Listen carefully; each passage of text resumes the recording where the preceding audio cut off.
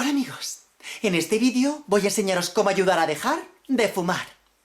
Para ello, simplemente tenemos que ser comprensivos con quienes intentan dejarlo y, con confianza, invitarles poco a poco a que dejen de fumar.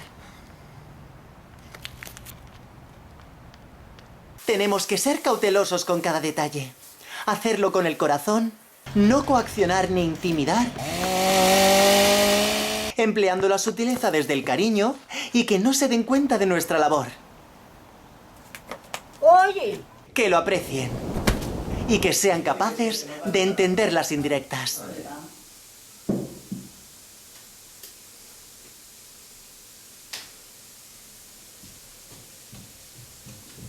Hola.